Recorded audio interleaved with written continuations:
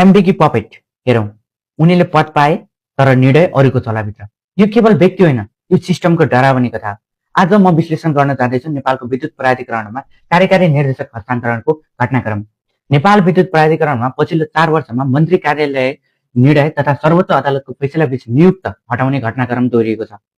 सर्वप्रथम 2021मा तत्कालीन ऊर्जा मन्त्री वर्षमान पुनको सिफारिसमा मन्त्री परिषदले हितेन्द्रदेव साक्यलाई स्थायी कार्यकारी निर्देशक नियुक्त गर्यो। तर 5 महिना पनि नपुग्दै सत्तारूढ गठबन्धनले साक्यलाई हटाएर पुराना एमडी जुन कुलमान घिसिङ हुनुहुन्थ्यो उहाँलाई पुनर्नियुक्त गर्यो। मन्त्री परिषद र प्रधानमन्त्री र ऊर्जा मन्त्री पम्फा भुसाल बीचको सहमतिमै घिसिङ पुनः एनईएको एमडी बन्न पुग्नु भएको थियो। पछि 2025 मार्चमा एमाले नेतृत्व सरकारले पुनः कुलमान घिसिङलाई हटाएर साक्यलाई एमडी बनायो। यस्तै गरी मन्त्री परिषदको निर्णयले 4 वर्षको कार्यकालका लागि साक्यलाई नियुक्त गरेको थियो। तर उक्त नियुक्ति पत्र जारी भएको करिब 6 महिनामै उनको बदावरी तोडियो। 2021मा एमडी त बने, विश्वास गरियो, तर सत्ता बदलिँदा हटाइयो। फेरि फर्किए, फेरि हटाइयो। मानव नाम मात्र पदको थियो। कसले जित्यो? नीति होइन, पार्टीको चाहना। जनताको सेवा होइन, राजनीतिक खेल।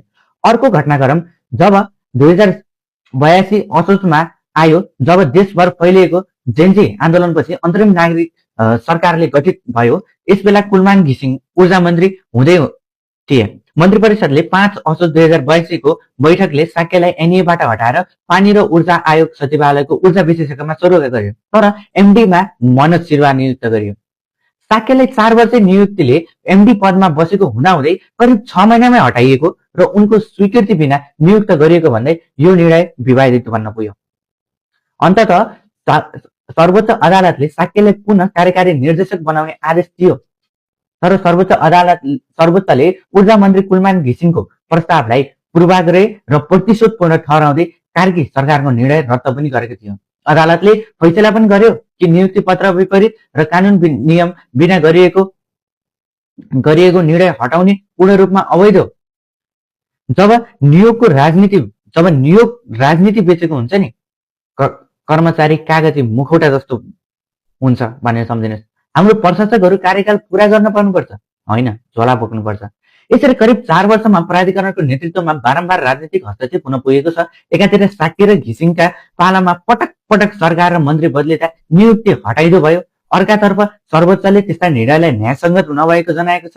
परिणामस्वरूप कर्मचारीहरूले तोकिएको कार्यकाल पूरा गर्न नपाएर पपेट बनाएर राजनीतिक फाइदाका लागि प्रयोग गर्ने परिस्थितिले आलोचना तिनै नेताहरूको गरेको छ। कानुनी रूपमा नियुक्ति